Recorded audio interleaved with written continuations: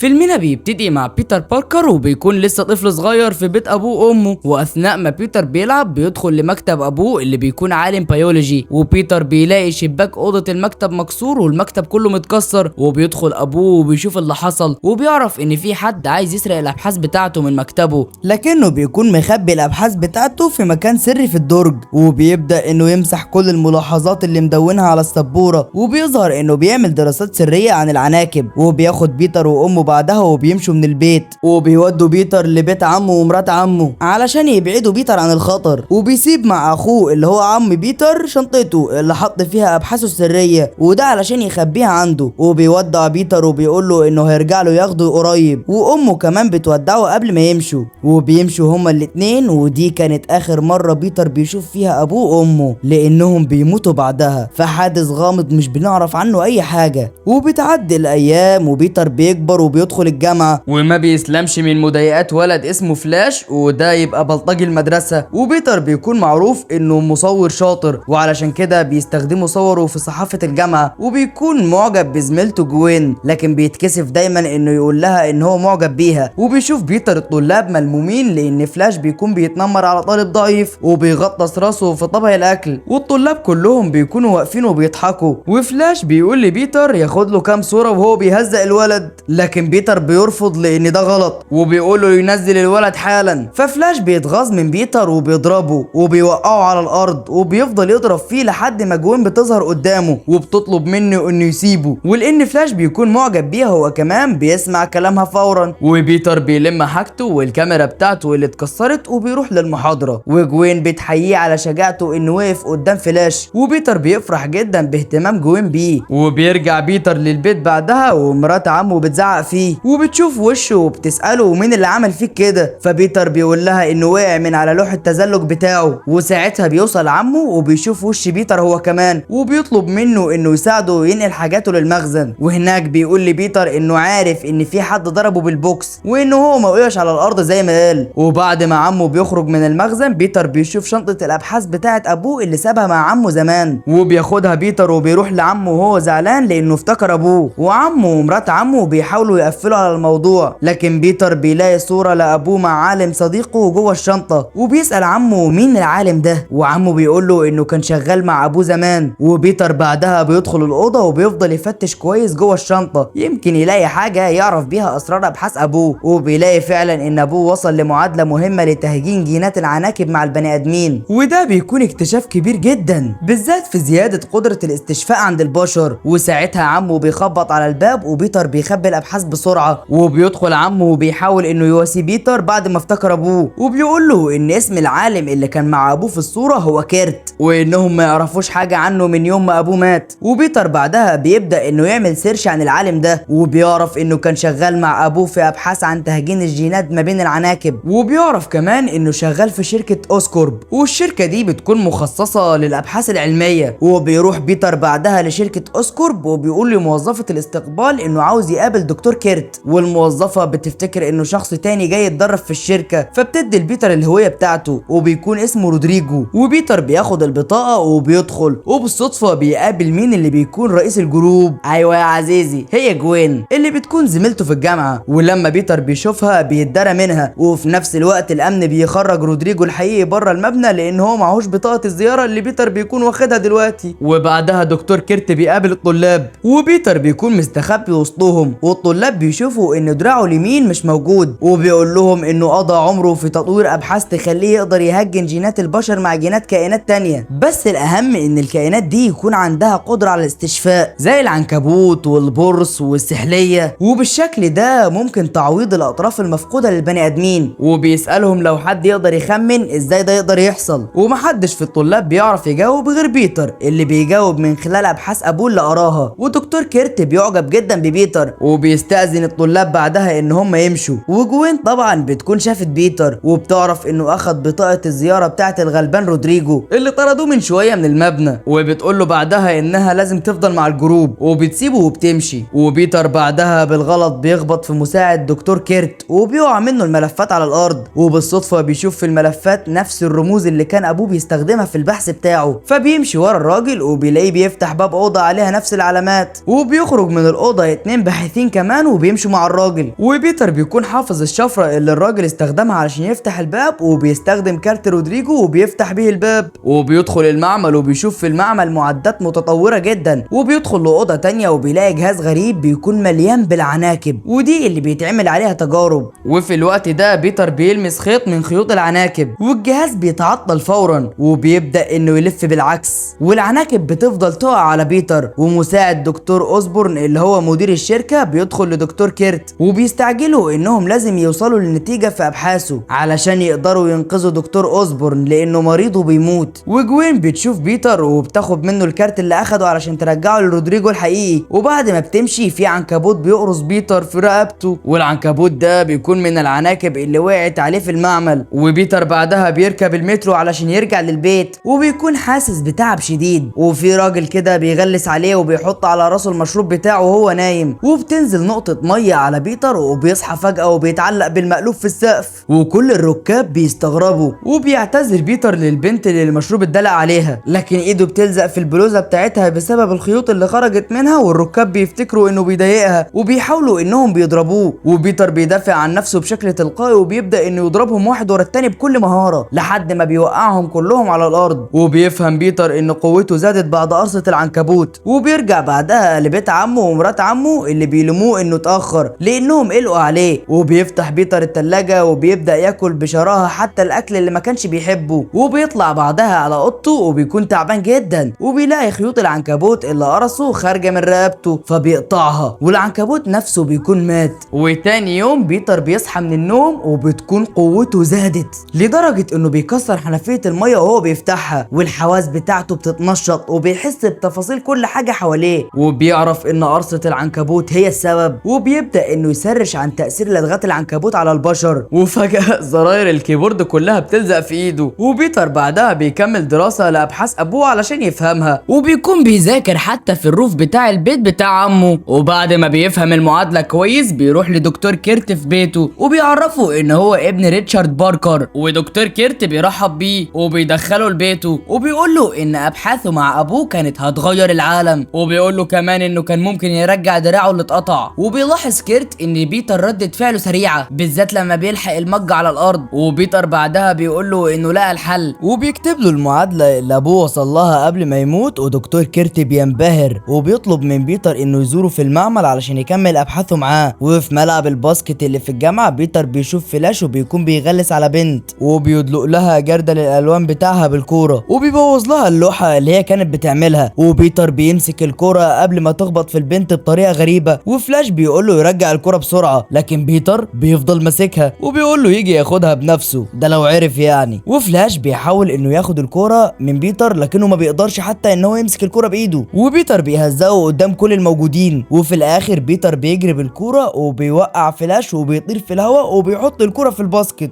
بس المشكلة ان هو بيكسره قدام كل الطلاب. ومدير الجامعة بيطلب مقابلة عم بيتر على اللي عمله، وعم بيتر بيلومه بعدها وبيقول له انه غير ميعاد شغله علشان يقابل المدير، وان بيتر يرجع للبيت بدري النهارده علشان ياخد باله من مرات عمه. وبعد ما عمه بيمشي جوين بتكون واقفة مستنية بيتر، وما بيكونش لسه عارف يقول لها انه معجب بيها، لكن بيتفقوا هما الاتنين انهم يخرجوا مع بعض. وبيتر بعدها بيكون فرحان جدا وبياخد لوحة التزحلق بتاعته وبيجري بيها، وبيكتشف ان لياقته البدنية زادت وان الحركات الاستعراضية بقت سهلة جدا بالنسبة له، وبيبدأ انه يتسلق الحيطان بكل سهولة. وبيروح بعدها لدكتور كيرت في المعمل بتاعه وبيكون شغال على النتائج بتاعت بيتر اللي سلمها له، وبيتر بيشوف عنده جهاز لتهجين الفصائل المختلفة، ودكتور كيرت بيقول له ان هو دلوقتي بيحاول يهجن جينات سحلية مع فار، والفار ده بتكون دراعه مقطوعة. وبيكون دكتور كيرت بيعمل التجربة دي لان السحلية بيكون عندها قدرة انها تولد اي عضو فقدته من جسمها من تاني، بالبلد يعني بورس، وان التجربة دي لو نجحت ممكن يرجع لجسمه الايد اللي فقدها. وبيتر بيندمج معاه في الابحاث وبيتجاهل اتصال عمه اللي طلب منه انه يرجع البيت بدري علشان يخلي باله من عمته. وبعد شوية تجارب بينجحوا انهم يولدوا له ايد الفار من تاني. ودكتور كيرت بيشكر بيتر على مساعدته ليه. ولما بيتر بيرجع للبيت عمه بيكون زعلان منه جدا لانه خلف وعده معاه، وبيتر بيزعل وبيسيب البيت وبيمشي، والباب بيتكسر وراه من قوة الضربة، وعمه بيخرج وراه علشان يرجعه للبيت تاني. لكن بيتر بيكون بعد جدا ودخل لماركت علشان يشتري مشروب، وما بيكونش معاه فلوس كفاية انه يشتري المشروب، والبياع بيرفض انه يديله المشروب مع ان الفلوس كانت ناقصة 2 سنت بس.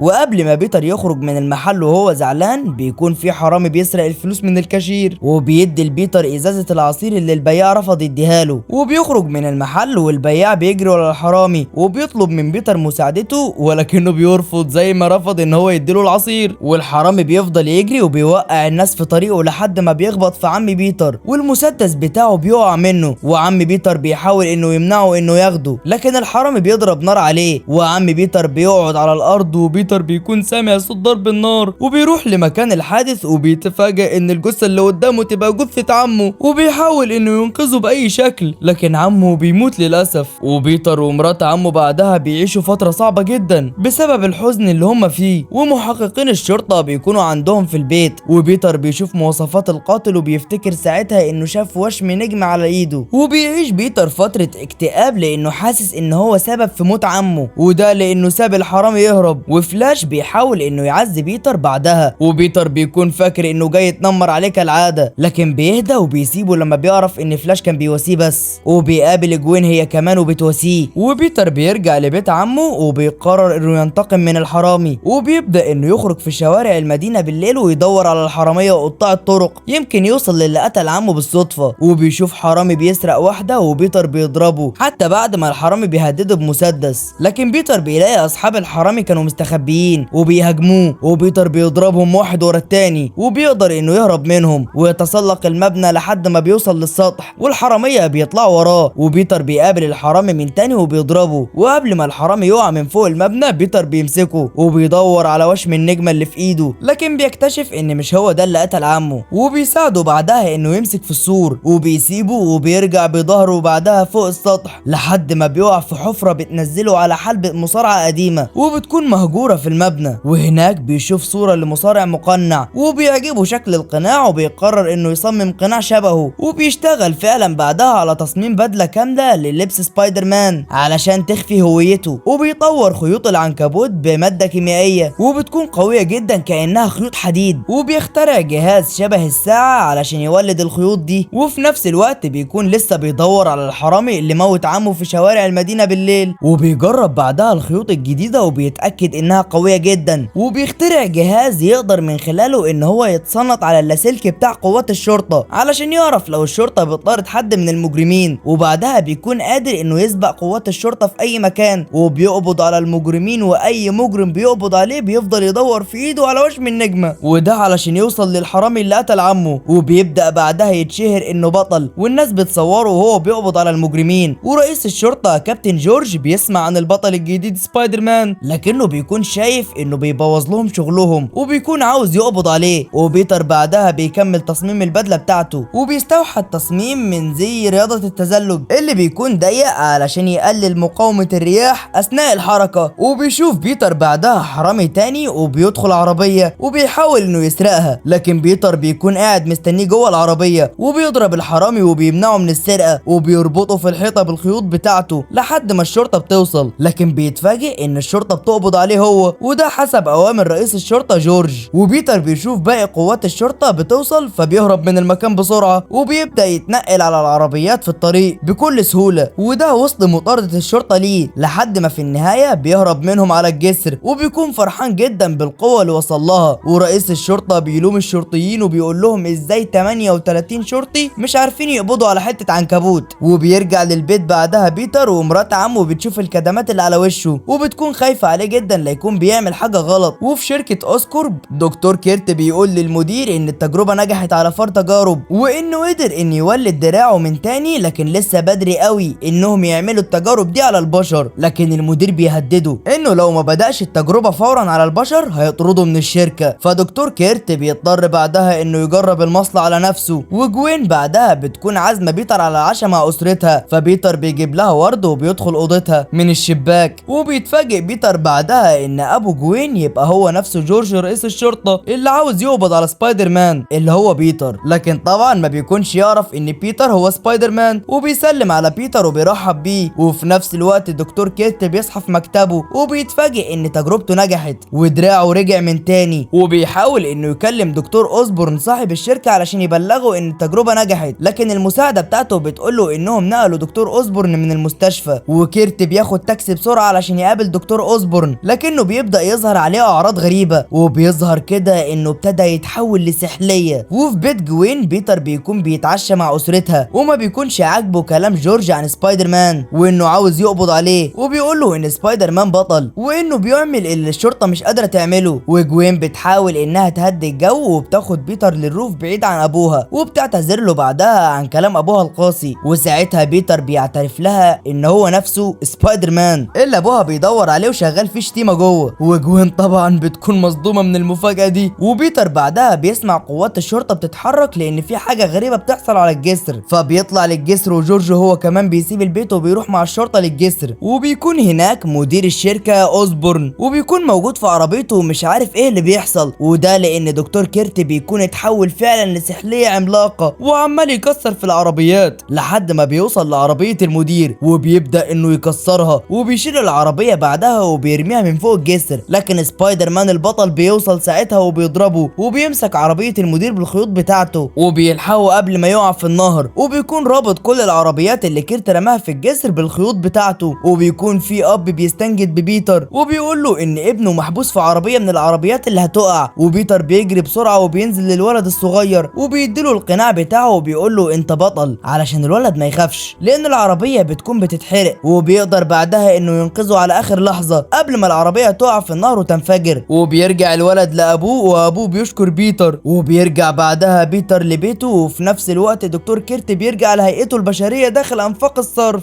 وبيكون في مؤتمر صحفي وجورج بيكون في المؤتمر ده، وبيقول لهم انهم ما شافوش حد على الجسر غير سبايدر مان لان هو سبب كل المشاكل اللي حصلت. وبيتر بيتضايق جدا من كلام جورج، ولما بيقابل جوين بتقول له انها استحالة تصدق الكلام ده عنه. وبيتر بيقول لها انه هيبدأ مطاردة الكائن الغريب اللي هجم على الناس امبارح، وما بيكونش يعرف طبعا ان دكتور كيرت هو الكائن الغريب ده. وبيروح بيتر يزور دكتور كيرت في المعمل بتاعه، وبيشوف حقنة من مصل التحول فاضية، ودي الحقنة اللي بيكون دكتور كيرت حقن بيها نفسه. وبيتر بيسأله عن احسن طريقة لمطاردة الزواحف، فدكتور كيرت بيستغرب من سؤال بيتر اللي بيشوف ساعتها تغير في جلد دكتور كيرت بالذات على رقبته. وبيتأكد بنسبة كبيرة ان دكتور كيرت هو اللي هاجم الناس امبارح على الجسر. وكيرت بيسيب بيتر وبيمشي. وبيتر بعدها بيشوف فار التجارب اللي اتحقن بالمصل وبيلاقيه اتغير وبقى عدواني وشرس جدا. وبيتر بيخرج من المعمل بعدها على مركز الشرطة وبيقابل جورج وبيحكي له عن كل اللي عرفه عن دكتور كيرت، وبيقول له ان هو نفسه يبقى السحلية العملاقة اللي هاجمت الناس امبارح على الجسر. لكن جورج بيشوف ان حكاية بيتر دي تخاريف وبيرفض ان هو يسمع له. ولما بيتر بينزل للشارع بيشوف سحالي كتيرة جدا بتدخل من فتحات الصرف الصحي اللي في الشوارع، وده علشان توصل للانفاق. وبيشك ساعتها ان دكتور كيرت موجود في الانفاق، فبيلبس بدلة سبايدر مان وبينزل للانفاق. وبيكون دكتور كيرت فعلا بيكمل التجارب بتاعته تحت الانفاق بتاعة الصرف الصحي، وبيسجل في الكاميرا نتائج التجارب بتاعته. وبيحقن نفسه بعدها بجرعة جديدة من المصل. وسبايدر مان بيعمل شبكة من الخيوط وبيقف عليها وبيستنى ظهور دكتور كيرت، وبيكون موصل الخيوط بتاعة العنكبوت في كل انفاق الصرف. ولما خيط منهم بيتحرك بيعرف ان دكتور كيرت بيتحرك قريب منه، لكنه بيتفاجئ بعدد كبير جدا من السحالي ماشيين على الخيوط وبيكونوا بيتحركوا في اتجاه معين. وبيمشي بيتر وراهم علشان يوصل لدكتور كيرت، لكن فجأة بيهجم عليه دكتور كيرت في هيئة السحلية وبيضرب سبايدر مان اللي بيكون مجهز كاميراته ومعلقها على الحيطة، والفلاش بتاع الكاميرات بينور وبيصور دكتور كيرت وهو بيضرب سبايدر مان. وبيبدأ كيرت انه يخربش بيتر بمخالبه، لكنه بيقدر انه يفلت منه وبيتعلقوا هما الاتنين في مية الصرف الصحي. وبيتر بعدها بيكمل هروب من دكتور كيرت، لكن جهاز الخيوط بتاعته بيبوظ بسبب المية ومش بيقدر ان هو يشتغل تاني، بس بيقدر بعدها انه يهرب من دكتور كيرت. ودكتور كيرت بيمسك الكاميرا وبيشوف اسم بيتر عليها وبيعرف ان بيتر هو نفسه سبايدر مان. وبيتر بيروح بعدها لبيت جوين وهو مصاب، وجوين بتخبيه بسرعة لما ابوها جه. وجورج ما بيعرفش ان سبايدر مان موجود في بيته، وبيتر بيقول لجوين ان هو السبب في اللي حصل لدكتور كيرت لانه لانه اداله ابحاث ابوه، وانه لازم يصلح الغلطه دي بانه يثبت ان دكتور كيرت هو نفسه السحليه العملاقه. وبياخد جوين بعدها في جوله في المدينه على طريقه سبايدر مان. وفي نفس الوقت دكتور كيرت بيكون في انفاق الصرف وبياخد جرعه جديده من المصل بتاعه، وقوته بتبدا تزيد جدا وبيتحول لسحليه من تاني. وبيقول انه لازم يتخلص من بيتر باركر، وبيروح بعدها لجامعه بيتر من خلال مواسير الصرف، وبيكسر الحمام وبيظهر قدام الطلبه كلهم، والطلاب كلهم بيترعبوا وبيجروا، وبيفضل بيتر لوحده وبيجري على دكتور كيرت وبيهجم عليه. وبيبدا دكتور كيرت انه يضرب بيتر وبيكسر بيه الحيطان بتاعه الجامعه، لكن بيتر بيقدر انه يوصل لشنطته اللي فيها زي سبايدر مان، وبيقدر بعدها انه يهاجم دكتور كيرت ويضربه، وبيشتبكوا مع بعض هما الاتنين لحد ما سبايدر مان بيقطع ديل السحليه، وبيتفاجئ ان دكتور كيرت بيولد ديل تاني وبيرجع ولا كأن حاجه حصلت، وبيبدا انه يشتبك مع سبايدر مان من تاني وبيكون متفوق عليه جدا لحد ما بتظهر جوين وبتشتت انتباهه، وسبايدر مان بيبعدها عنه قبل ما دكتور كيرت يهاجمها، وبيكتف بعدها دكتور كيرت بشبكه عنكبوت وبيربطه في السقف علشان يعطله، وبيهرب بعدها جوين من الشباك، وبيسمعوا صوت سرينه قوات الشرطه وصلت للجامعه. فدكتور كيرت بيتغاظ من بيتر وبيهجم عليه من تاني، وبيظهر المشهد الايقوني للراجل اللي شغال يصلح في المكتبه ولا كأن حاجه بتحصل وراه، ودكتور كيرت بيدمر مكتبه الجامعه وبيضرب بيتر وبيختفي بعدها. وبيتر بيبدا انه يدور عليه وبيعرف انه رجع لانفاق الصرف من تاني من خلال الحمام، فبينزل وراه في انفاق الصرف، وجوين بتتصل بيه علشان تطمن عليه، وبيتر بيقول لها انها لازم تجيب الترياق اللي بيكون موجود في شركه اوسكورب. وبيوصل بيتر بعدها لمعمل دكتور كيرت اللي في الانفاق، وبيكتشف ان خطته ان هو يحول البشر كلهم لسحالي زيه علشان يكونوا في قوته، وانه ناوي ينشر الفيروس ده على هيئه غاز بين سكان المدينه، وهيعمل كده من فوق مبنى في شركه اوسكورب اللي المفروض ان جوين رايحه له دلوقتي. وفي نفس الوقت الدكتور كيرت بيوصل لمقر الشركه، لكن قوات الشرطه بيكونوا مستنيينه وبيفتحوا عليه النار، ودكتور كيرت بيتصاب وبيقع على الارض وشنطه الفيروس بتقع منه، لكن فجاه الجروح اللي في جسمه بتتشفي، وبيهجم على قوات الشرطه وبيرش عليهم الفيروس، وبيعمل سحابه كبيره من الدخان الاخضر، والشرطيين كلهم بيقعوا على الارض، وفي ثواني بيبداوا كلهم انهم يتحولوا لشكل السحليه زي دكتور كيرت. وجورج بيعرف ان دكتور كيرت استخدم سلاح بيولوجي وبدا ينشره في المدينه. وفي نفس الوقت بيتر بيطلب من جوين انها تهرب فورا من الشركه لان دكتور كيرت في طريقه ليها، لكن جوين بترفض انها تسيب الشركه قبل ما تجيب المصل المضاد للفيروس بتاع دكتور كيرت، وبيتر بيتحرك فورا عشان يروح ينقذها، لكن بيتفاجئ بقوات الشرطه ومعاهم جورج انهم بيحاصروه وبيطلبوا منه انه يسلم نفسه، وبيتر بيحاول انه يهرب بعدها، لكن قوات الشرطه بيصعقوه بالكهرباء، وبيتر بيقع على الارض وبيغمى عليه. وقبل ما جورج يخلع قناع سبايدر مان ويعرف هويته، بيتر بيفوق على اخر لحظه وبيضرب جورج وبيوقعه على الارض، وبيضرب بعدها كل قوات الشرطه اللي واقفين، لكن جورج بيهدده بسلاحه وبيشوف وشه وبيتفاجئ ان بيتر باركر زميل بنته في الجامعه هو سبايدر مان اللي هو بيدور عليه طول الفتره اللي فاتت. وبيتر بيترجاه انه يسيبه وبيقول له ان جوين في خطر لان دكتور كيرت رايح لها الشركه دلوقتي، فجورج بيسيب بيتر يهرب من المكان علشان ينقذ جوين بنته. وفي الوقت ده دكتور كيرت بيكون وصل لشركه اوسكورب وبيكسر الشباك وبيدخل، وجوين بتشوفه وبتستخبى منه في دولاب المعمل بسرعه، لكن دكتور كيرت بيعرف مكانها ومش بيهاجمها، بس بياخد منها الجهاز اللي محتاجه علشان ينشر الغاز في المدينه، وبيسيبها وبيمشي، وبيبدا انه يتسلق مبنى الشركه علشان يوصل لاعلى نقطه ويقدر انه ينشر الفيروس في كل مكان. وسبايدر مان بيكون لسه في الطريق وما وصلش للمبنى، ولحسن حظه الراجل اللي بيتر انقذ ابنه على الجسر بيشوفه على شاشه الاخبار، وبيقرر ان هو يساعده ان هو يوصل لمبنى شركه اوسكورب، وده لانه بيشتغل مشرف بناء في المدينه، فبيدي اوامره للعمال انهم يوجهوا الرافعات بزاويه معينه علشان بيتر يتسلق عليها ويوصل اسرع للمبنى. وبيتر فعلا بيشوف اللي بيحصل وبيعالج نفسه بسرعه من الاصابات اللي في رجله، وبيبدا انه يتنقل بالخيوط بتاعته ما بين الرافعات العملاقه، وقوات الشرطه ساعتها بيسهلوا عليه العمليه. وفي نفس الوقت جورج بيوصل لجوين وبياخد منها الترياق وبيقول لها انه عرف ان بيتر صاحبها يبقى سبايدر مان، وبيكون دكتور كيرت على برج فوق المبنى وبيستعد علشان ينشر الغاز، لكن سبايدر مان بيوصل له وبيضربه وبيوقعه من فوق البرج، بس دكتور كيرت بيقدر انه يتغلب على سبايدر مان من تاني، وبتدور بينهم معركه قويه جدا لحد ما دكتور كيرت بيمسك سبايدر مان وبيكتفه وبيخلع القناع بتاعه وبيعايره ان هو وحيد وان كل اهله ميتين، وبيكسر له بعدها الجهاز اللي في ايده، وده اللي بيخرج منه الخيوط. وساعتها بيظهر جورج وبيقول له ان بيتر مش لوحده، وبيضرب نار على انابيب النيتروجين والغاز بيبدا يخرج منهم وبيجمد اطراف دكتور كيرت، وجورج بيضرب بعدها نار عليه وبيبدا يكسر اطرافه، وبيدي لبيتر بعدها الترياق وبيقول له يبدله بسرعه بمكان القنبله اللي فيها الفيروس. وبيفضل هو لوحده علشان يواجه دكتور كيرت ويحاول يعطله على قد ما يقدر، لكن دكتور كيرت بيهجم على جورج وبيخرز مخالبه العملاقه في بطنه وبيصيبه اصابه قويه جدا، وبيجري بعدها علشان يمنع بيتر من انه يعطل القنبله، لكن بيتر بيوصل وبيبدل قنبله الفيروس بالترياق وبتنفجر القنبله في السماء وبتعمل سحابه من الدخان الازرق فوق المدينه باكملها، وبينزل منها العلاج على دكتور كيرت وبيبدا انه يرجع لهيئته البشريه تاني، وبيقع من فوق البرج والغبار بتاع الغاز بينزل بعدها على الارض، وكل الشرطيين اللي اتحولوا بسبب دكتور كيرت بيرجعوا تاني لشكلهم الطبيعي، والبرج اللي واقف عليه بيتر بيبدا انه يقع، وبيتر بيتعلق بعدها في سور المبنى وبيكون خلاص هيقع من فوق، لكن دكتور كيرت بيظهر وبيكون رجع لشكله الطبيعي وبيمسك ايد بيتر وبينقذه، وبيقول له بعدها يروح ينقذ جورج، وفعلا بيتر بيروح علشان ينقذ جورج، لكن بتكون اصابته مميته، وبيقول لبيتر انه كان غلطان في حقه وان المدينه محتاجاله، وبيرجع له الماسك بتاعه اللي هو خده منه من شويه علشان يخفي هويته، لكن بيطلب منه ان هو يوعده ان هو هيبعد عن جوين علشان ما تتاذيش بسببه، وجورج ساعتها بيموت، وبيتر بيرجع البيت لمرات عمه وبيقول لها ان كل حاجه خلاص اتحلت، وبيراقب بعدها جوين من بعيد في جنازه ابوها وما بيقربش منها، وده علشان الوعد اللي وعده لجورج قبل ما يموت، وجوين بتروح له البيت بعدها وبتقول له انه سابها لوحدها في ظرف صعب زي ده، فبيتر بيقول لها انه مش هيقدر يكمل معاها، لكن جوين ساعتها بتفهم ان ابوها طلب من بيتر انه يبعد عنها، وبتسيب بيتر بعدها وبتمشي، وبيتر بيقابلها في الجامعه بعد فتره، وبيقابل كمان فلاش اللي دلوقتي بقى صاحبه، وبيتر بيلاقي فلاش لابس تيشيرت سبايدر مان لانه بقى من معجبينه دلوقتي، ولما بيدخلوا للمحاضره بيتر بيقول لجوين انه مش هيقدر ينفذ الوعد اللي وعده لابوها لانه مش هيقدر يبعد عنها، ومن بعدها سبايدر مان بقى الحارس الاول للمدينه. بيبدأ الجزء الثاني من الفيلم بتفاصيل الحادثة اللي تسببت في موت ابو وام بيتر باركر، وباركر بعد ما وصل ابنه لبيت عمه ركب طيارة خاصة هو ومراته علشان يهربوا من المدينة، وبيقول لمراته ماري انه هيرفع نسخة احتياطية من ابحاث الروزافلت اللي لحد دلوقتي ما نعرفش مين هي، وبيقول لمراته علشان لو جرالهم اي حاجة الابحاث تكون في امان، بس اللي ما كانش يعرفه ريتشارد ان مضيف الطيارة بيكون خاين ومهمته ان هو يقتل ريتشارد وماري ويسرق منهم الابحاث ويهرب بالباراشوت من الطيارة، لكن ماري بتظهر من ظهره وبتضربه على راسه، وريتشارد بيشتبك معاه بعدها وبيضربه، والقاتل بيحاول انه يضرب نار على ريتشارد لكن ماري بتنقذه، وساعتها الراجل بيضرب نار على ماري وبيصيبها، وريتشارد بعدها بيقدر انه يضربه والراجل بيغمى عليه. بعدها ريتشارد رفع الملفات السرية بعد ما ربط ماري في الكرسي علشان تكون في امان، لكن القاتل بيفوق من تاني وبيحاول انه يموت ريتشارد، وريتشارد بيشوف ساعتها ان ماري ماتت، فبيقول ما هي كده كده خربانه، وبيضرب طلقه على ازاز الطياره، وفرق الضغط بيبدا انه يكسر باقي الازاز، والطياره بتبدا انها تقع لان القاتل بيكون قتل الطيار كمان، وفي النهايه ريتشارد بيضربه وبيوقعه بره الطياره، وبيتاكد ان الابحاث بتاعته كلها اتنسخت للمكان السري، وبيستسلم بعدها للموت، وبيموت هو وماري، وهو ده اللي حصل لابو بيتر وامه من زمان. وبنرجع للحاضر مع بيتر اللي بقى الحارس الاول للمدينه بعد ما بقى سبايدر مان، وبيكون بيطارد مع قوات الشرطه مجرم خطير اسمه أليكس، واللي بيحاول انه يسرق هو وعصابته مواد خطيره من عربيه نقل تابعه لشركه اوسكورب، والحراميه فعلا بيقدروا انهم يعملوا فتحه في عربيه الشركه وبيدخلوا علشان يسرقوا ماده البلوتونيوم الخطيره، بس سبايدر مان بيوصل ساعتها لأليكس في العربيه اللي سايقها وبيطلب منه بالذوق كده انه يسلم نفسه، لكن أليكس طبعا مش بيسمع له وبيكمل سواقه وبيدمر كل العربيات اللي في طريقه. وفي الوقت ده في مهندس بسيط اسمه ماكس شغال في شركه اوسكورب، وبيكون ماشي في الشارع وبيقع منه مخططات هندسيه مهمه وبيقف علشان يلمها، وسبايدر مان ساعتها بينقذه بسرعه قبل ما أليكس يخبطه بالعربيه، والراجل ما بيكونش مصدق نفسه انه قابل سبايدر مان لانه بيعتبره مثله الاعلى، وساعتها أليكس بيفرمل بالعربيه اللي سايقها وكل عربيات الشرطه اللي بتطارده بتخبط فيه وبتتكسر، وعصابه أليكس بيفتحوا باب العربيه وبيبداوا انهم يضربوا نار على قوات الشرطه، فسبايدر مان بيشدهم بالخيوط بتاعته وبيعلقهم من رجليهم قدام الشرطه، وأليكس بيحس بالخطر وبيتحرك تاني بالعربيه، وبيكونوا العصابه ربطوا عربيه شركه اوسكورب بالعربيه اللي معاهم، وبتكون عربيه شركه اوسكورب فيها مواد خطيره في عربيته، وماده البلوتونيوم بتبدا انها تقع جوه العربيه وسبايدر مان بيجري بسرعه وبيدخل جوه العربيه وبيبدا انه يلم العبوات قبل ما تنفجر، وبيقع كام عبوه في الشارع لكن سبايدر مان بيلحقهم. وفي الوقت ده جوين بتتصل بيه وما بتكونش عارفه ايه اللي بيحصل، وده لان النهارده حفله تخرج جوين وبيتر من الجامعه، فبيتر بيقول لها انه جاي لها بسرعه، وبيتهيأ له بعدها انه بيشوف ابو جوين اللي وعده قبل كده انه مش هيقرب من بنته. واثناء ما جوين بتقول كلمتها في حفله التخرج بتكون بتبص على مكان بيتر اللي لسه ما وصلش لحد دلوقتي،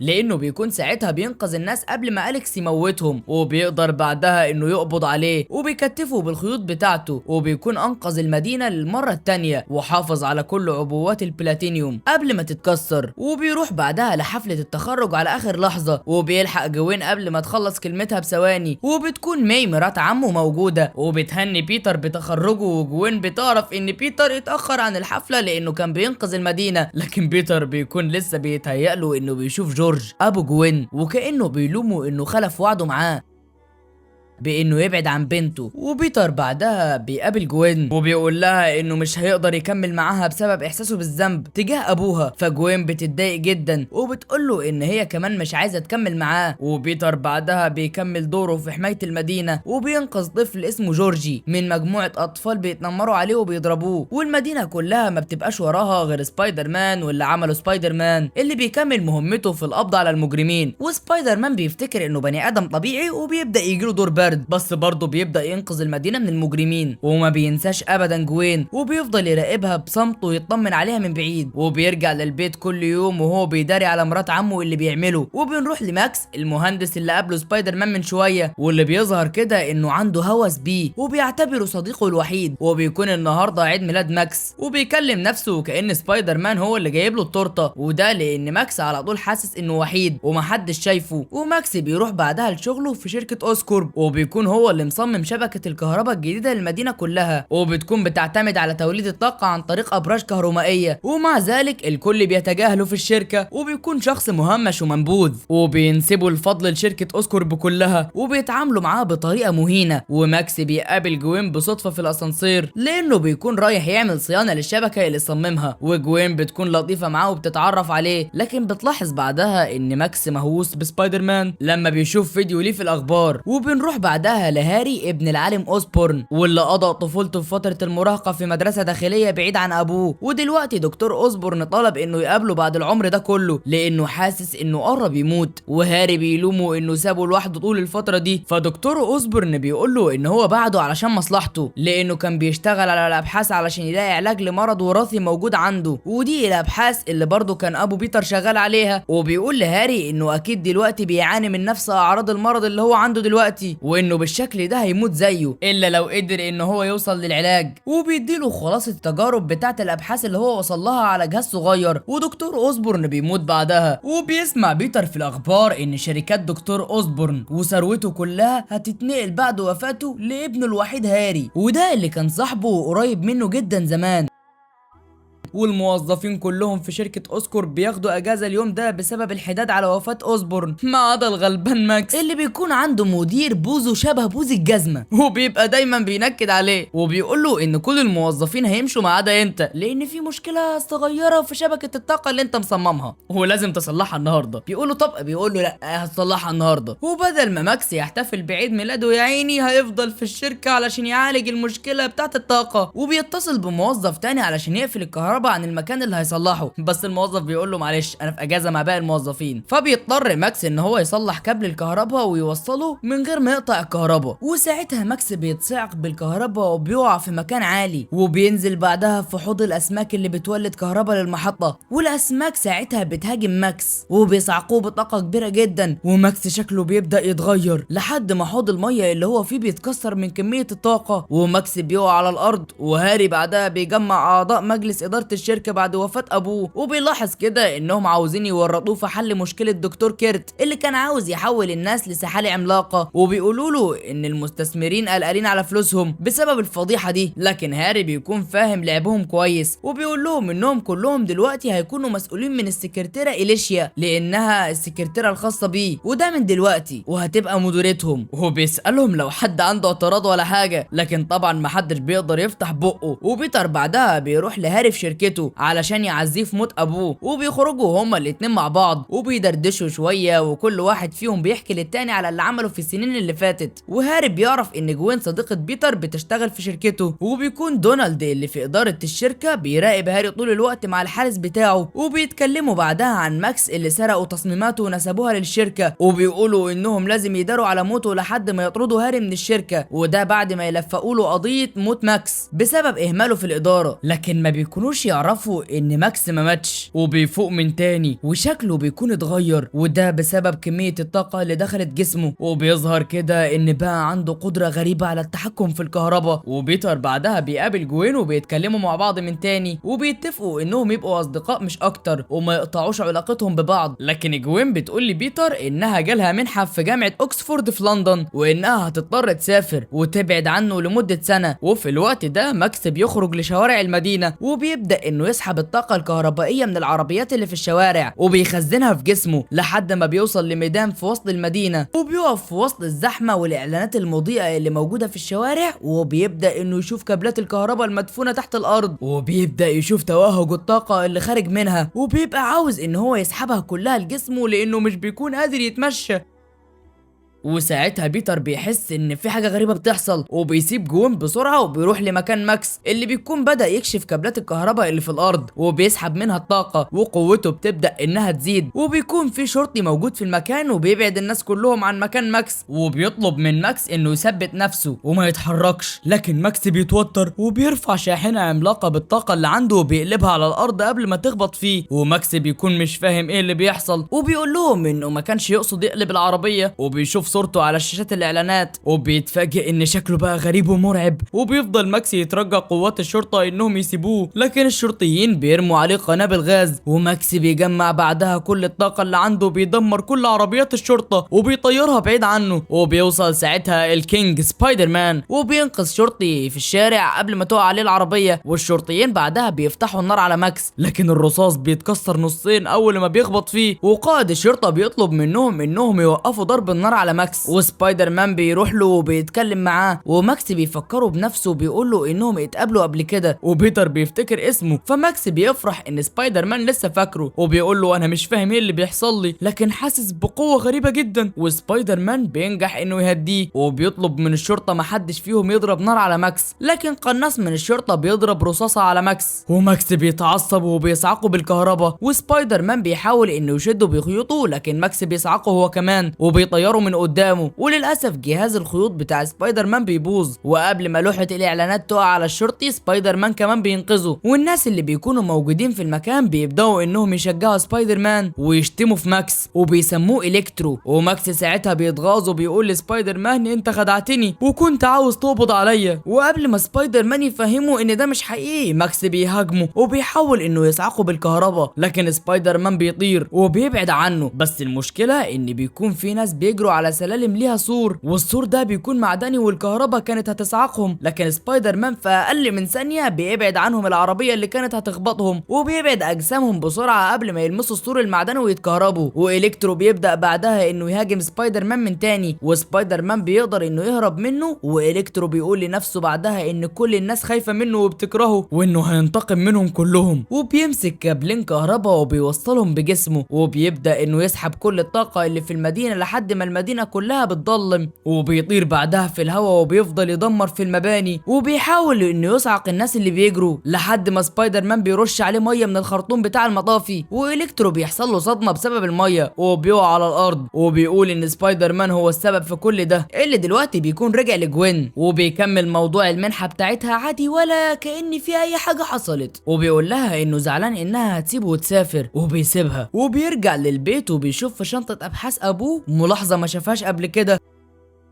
وبتكون باسم روزافلت، وما بيكونش يعرف حاجة عنها غير ان ده اسم رئيس امريكي سابق، وبنروح لهاري بعدها اللي بيكون مرضه اتطور وبيكون تعبان جدا، وبيكون بيدور على حل يوقف تلف الانسجة اللي ورثه عن ابوه، وبيشوف فيديو لابوه مع ريتشارد باركر ابو بيتر، وبيقول فيه ان ريتشارد وصل لنتيجة لعلاج تلف الانسجة، وده عن طريق استخدام سم العناكب مع الحمض النووي البشري، وفي نفس الوقت بيتر بيكون عرف اكتر عن الدوائر الكهربائية علشان يوصل لحل يخلي الجهاز الجهاز اللي بيخرج خيوط العنكبوت اللي في ايده علشان ما يبصش لما يواجه الكترو مرة تانية. لكن في النهاية كل محاولاته بتفشل، وهاري بيتصل بيه وبيقول له انه محتاجه ضروري لانه بيموت دلوقتي. ولما بيتر بيقابله هاري بيوري له الفيديو اللي ابوه بيتكلم فيه عن ابحاثه، وبيقول له انه متاكد ان سبايدر مان اتقرص من العنكبوت من اللي كانوا بيعملوا عليهم تجارب، وانه عارف ان هو صديق سبايدر مان لانه كان بيصوره دايما، وبيطلب منه انه يخليه يقابل سبايدر مان عشان ياخد عينه من دمه ويحقن بيها نفسه لان ده امله الوحيد علشان يتعالج. لكن بيتر بيكون خايف عليه وبيقول له انه لو اتحقن بسم سبايدر مان او يعني بدم سبايدر مان ممكن يموت. بس هاري بيكون مصمم انه يقابله وبيقول له ان ده اخر امل ليه، وبيفضل يتحايل عليه وبيقول له انه مش عاوز يموت زي ابوه. وفي نفس الوقت جوين بتكون بتدور في قاعدة بيانات الشركة على اي معلومات عن ماكس، لكن بيكون دونالد مسح كل الملفات بتاعته، وحارس دونالد وامن الشركة بياخدوا بالهم من جوين اللي بتحاول تبحث وبيحاولوا يمنعوها، وجوين بتهرب بسرعة منهم وبتقابل بيتر بعد ما نزل من عند هاري وبتاخده وبيستخبوا من الامن وبيخرجوا من مكانهم هما الاتنين. بعدها بيتر بيساعد جوين علشان تهرب وبيعطل افراد الامن على ما جوين تركب الاسانسير وتهرب منهم. وفي الاسانسير جوين بتقابل هاري وبيقول لها انه صديق الطفوله لبيتر وانه عرف من بيتر انهم انفصلوا عن بعض من قريب، وبيكون غامض كده في كلامه ومش مفهوم. وجوين بتسلم عليه وبتخرج، ودونالد بيكون قدر انه ياخد ماكس ويحبسه في معمل ابحاث سري علشان يعملوا عليه تجارب، وبيكون في عالم اسمه دكتور كافكا وبيتولى المهمه دي، وبيقول لماكس انه لازم يعرف هو وصل للحاله دي ازاي، وبيبدا انه يصعقه بالكهرباء، لكن في نفس الوقت بيخلي باله ان ماكس ما ياخدش الطاقه اللي تخليه يخرج عن سيطرته. لكن ماكس بيتحداه وبيقول له انه مهما عمل مش هيقدر يسيطر عليه، وانه اول ما هتجيله الفرصه هينتقم منهم كلهم واولهم سبايدر مان. ودكتور كافكا بيخلص تجارب النهارده وبيرجع يحبس ماكس جوه حوض مليان ميه. وفي بيت بيتر مرات عمه بتشوف التحقيقات اللي بيتر عملها في اوضته عن موضوع روزفلت اللي كان ابوه سايب ملاحظه بالاسم ده قبل ما يموت، ومرات عمه بتكون خايفه عليه وبتقول له ان هي اللي ربته، لكن بيتر بيكون متاكد انها عارفه حقيقه موت ابوه وامه، وبيقعد يزن عليها علشان تحكي له القصه، ولان الزن على الودان امر من السحر مرات عمه بتقول له اخيرا الحقيقه. واسف على المقاطعه بس بفكرك لو وصلت لحد هنا في الفيديو حط لايك واشترك في القناه يا قمر انت. المهم مي بتقول له ان بعد وفاه ابوه وامه محققين الشرطه جم لبيتهم وقالوا لهم ان ريتشارد ابو بيتر خان دكتور اوزبورن وكان عاوز يبيع كل الابحاث بتاعته للي يدفع اكتر، لكنهم ما صدقوش الكلام ده عن ريتشارد لانه عنده مبادئ وانه ضيع حياته كلها على الشغل، ولمده 20 سنه كان كل يوم بيسافر بالقطر لشغله ويرجع بعدها لبيته. وبيتر بيتصدم وبيسالها ليه ابوه ممكن يعمل كده. وتاني يوم بيتر بيزور هاري في بيته ولكن في زي سبايدر مان، وبيقول له ان بيتر بلغني انك عايز تقابلني وانه مش موافق انه ينقل له دمه لان هاري ممكن يموت فيها. فهاري بيقول له ان دي فرصتي الوحيده علشان اعيش، وبيسال سبايدر مان عايز فلوس قد ايه علشان توافق، بس سبايدر مان بيرفض عرض هاري وبيسيبه وبيمشي. وهاري بيتعصب وبيقول ان سبايدر مان شرير. وبعدها جوين بيكون عندها اخر مقابله علشان تاخد المنحه اللي هتروح فيها لجامعه اوكسفورد، وبيتر بيقابلها وبيقول لها انه متلخبط ومحتاج لها، لكن جوين بتقول له انها لازم تعمل المقابله دي وانه كده بيعطلها.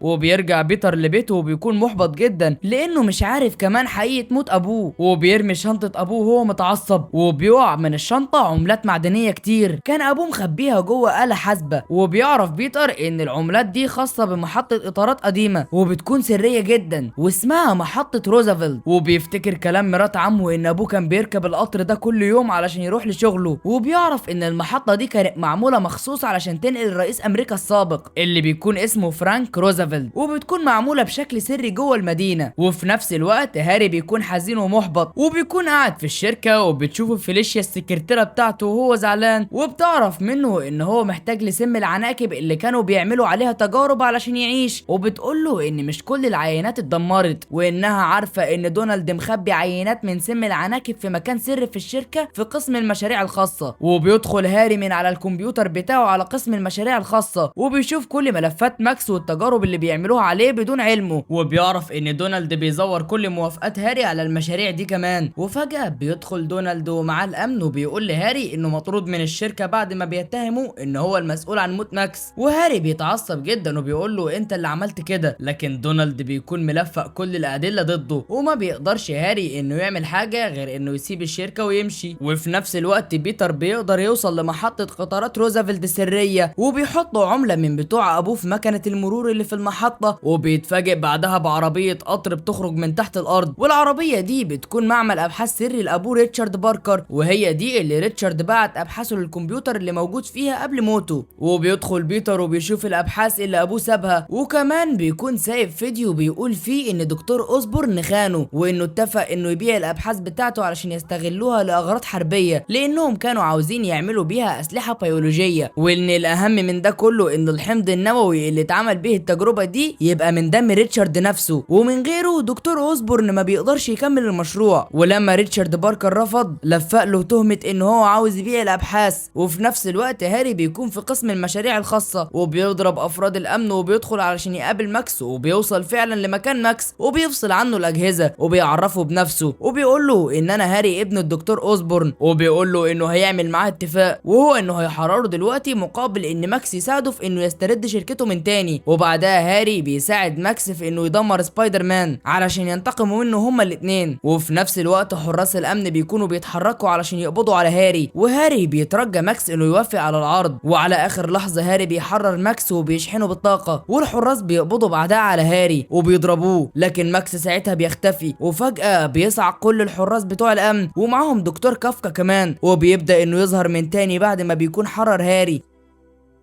وبيقبض على دكتور كافكا وبيحبسه في الجهاز اللي كان ماكس محبوس فيه، وبيتفقوا هما الاتنين بعدها انهم يتحدوا ضد سبايدر مان. وفي نفس الوقت جوين بتكلم بيتر وبتقول له انها اتقبلت في جامعة اوكسفورد وانها مسافرة دلوقتي. وهاري بياخد ماكس وبيروح لشركة اوسكورب، وقبل ما رئيس الامن يحذر دونالد، ماكس بيصعقه وبيخلص عليه، ودونالد بيقف وهو مرعوب من ماكس وهاري بيقول له انه جاله علشان يسترد شركته، وماكس بيصعق دونالد هو كمان وبيوقعه على الارض وبيفوقوا بعدها بصدمة كهربائية. وهاري بيستلمه من ماكس وبيقول لماكس بعدها ان شبكة الكهرباء كلها دلوقتي بقت تحت امره. وهاري بياخد دونالد بعدها لقسم المشاريع الخاصة وبيأمره ان هو يحقنه بجرعة من سم العناكب اللي كان مخبيه، وفعلا دونالد بيحقن هاري بالجرعة، وهاري بعدها بيبدأ يظهر عليه اعراض غريبة وبيقع على الارض. فدونالد بيستغل الفرصة دي وبيشغل جهاز الانذار وبيهرب من المكان. وهاري بعدها بيشوف بدلة جوبلين او العفريت الاخضر اللي كان ابوه مصممها، وبيلبس البدله بعدها وبيظهر عليه انه بيتحول لشخص شرير. وجوين بتكون راكبه تاكسي ورايحه للمطار علشان تسافر، لكن بتوقف في التاكسي على الجسر لان بيتر بيكون كاتب لها بخيوط العنكبوت انه بيحبها. وبيوصل بعدها بيتر بزي سبايدر مان وبيقول لها انه بيحبها وانه مش هيقدر يستغنى عنها، وانه قرر انه يسافر معاها لانجلترا. لكن فجاه وهما الاتنين واقفين على الجسر بيتسامروا،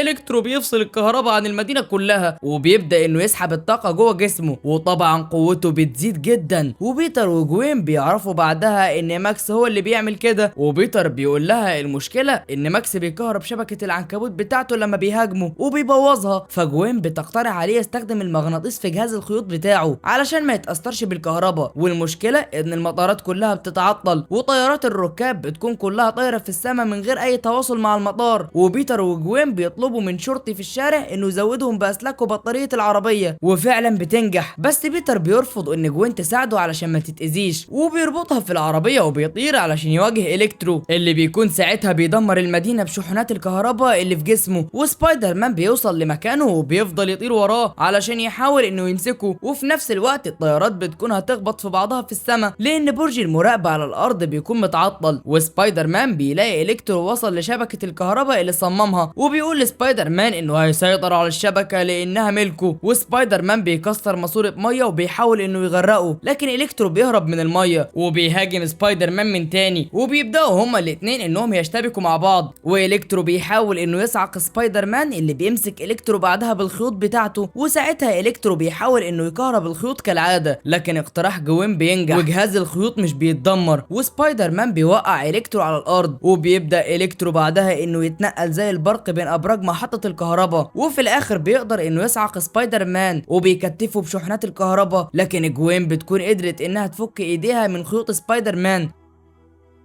وبتركب بعدها عربية شرطة وبتخبط بيها إلكترو وبتنجح إنها تنقذ سبايدر مان اللي بيقع بعدها على الأرض. وجوين بتنزل من العربية وبتتخانق معاه إنه ربطها وسابها، وبتصمم جوين إنها تساعد بيتر وما تسيبوش. وبيتر بيقول لها إن إلكترو دلوقتي شبه البطارية المشحونة بالكهرباء، وإنهم لو قدروا إنهم يشحنوه بطاقة زيادة هينفجر زي أي بطارية. وبيتفق مع جوين إنها تشغل محطة الكهرباء من تاني لما يديها الإشارة المناسبة علشان يشحنوا إلكترو بكهرباء زيادة وإلكترو ينفجر. وبعدها إلكترو اللي بيتكلموا عليه ده بيفوق، وبيتر بيتهيأ له كده انه شاف كابتن جورج ابو جوين اللي مات وبيكون بيلومه لانه بيعرض جوين للخطر. وبيبدأ إلكترو انه يهاجم سبايدر مان اللي بيطير بعيد عنه، لكن إلكترو بيكمل مطاردته. وفي نفس الوقت جوين بتستعد علشان تشغل الكهرباء وقت إشارة سبايدر مان، وبيكون فاضل دقيقة والطيارات اللي في السماء كلها تتخبط في بعضها والركاب يموتوا. لكن سبايدر مان بيوصل الكهرباء بالكابلات اللي إلكترو قطعها، وبيقدر انه يوصل الكابلات دي بخط العنكبوت بتاعه. وإلكترو ساعتها بيوجه شحنات كهرباء كبيرة جدا ليه، لكن سبايدر مان بيقول لجوين تشغل محطة الكهرباء دلوقتي. ولما جوين بتشغل الكهرباء بترجع من تاني، وإلكترو بيبدأ انه يتشحن من الطاقة من تاني لحد ما بيتعدى الحد الأقصى، وإلكترو بيتدمر بعدها. وعلى آخر لحظة برج المراقبة بيقدر انه ينقذ الطيارات اللي في السماء قبل ما يخبطوا في بعض، والموظفين كلهم بيفرحوا والكهرباء بترجع للمدينة أخيرا. وإلكترو بيكون اختفى. بس هل فاكر ان دلوقتي الدنيا هتخلص وهيعيشوا في تبات ونبات ويخلفوا عيال وبنات؟ لا يا عزيزي، ابن الهرم هاري بيوصل على اللوحة الطائرة بتاعته والشر بيكون ظاهر في عينه، ولما بيشوف جوين مع سبايدر مان بيعرف من غير تفكير ان بيتر هو سبايدر مان لانه عرف انه مرتبط بجوين، وبيقول له انه خانه لانه مرضاش يساعده. وبيقرر بعدها انه ينتقم منه في جوين، وبيخطفها على اللوحة بتاعته وبيطير بيها، وسبايدر مان بيطير وراه علشان ينقذ حبيبته وبيفضل يترجاه انه يسيبها. لكن هاري بيطير بجوين لمكان عالي فوق الشركة وبيرمي جوين بعدها من فوق، وبيتر بيطير بسرعة وبيقدر انه ينقذ جوين، وهاري بيرمي قنبلة عليهم لكن بيتر بيقدر انه يفاديها وبينزل جوين بعدها لمكان آمن. لكن هاري بيفضل يطاردهم وبيرمي عليهم قنابل، وبتفضل جوين تتنقل ما بين تروس الساعة العملاقة اللي فوق المبنى، وهاري بينزل لسبايدر مان وبيشتبك معاه وبيكسر التروس العملاقة دي. وفي نفس الوقت سبايدر مان بيحاول انه يسحب جوين بخيوطه قبل ما تقع كل مرة، وجوين بتكون متعلقة في الخيط وهاري بيحاول انه يوقعها، فسبايدر مان بيمسك في التروس بالخيوط وبيقدر ان هو يخنق هاري، لكن التروس بتتحرك بسرعة مع لفة عقارب الساعة وبتقطع الخيط، وجوين بتقع وهاري ساعتها بيغمى عليه. وبيتر بيطير بسرعة ورا جوين علشان ينقذها وبيرمي الخيط بتاعه علشان ينقذ حبيبته، لكن جوين بتقع بشكل سريع جدا. وعلى الرغم ان خيوط سبايدر مان بتوصل لها في اخر لحظة، لكن جسمها ما بيستحملش شدة الخيط من الارتفاع ده. ولما بيتر بينزل علشان يطمن عليها بيلاقي جوين ماتت، وبيحس بيتر بالذنب لان حبيبته الوحيدة ماتت بسببه، وبيفضل يزور قبرها كل يوم وهو بيعيط. وبيتم بعدها حبس هاري في نفس المكان السري اللي ماكس كان محبوس فيه، لكن برضه بيفضل يخطط علشان يدمر سبايدر مان. وبيقابل بعدها شخص غامض وبيأمره ان هو يستخدم التكنولوجيا اللي في شركة اوسكورب علشان يدمر سبايدر مان، وبيرشح له المجرم اللي اسمه أليكس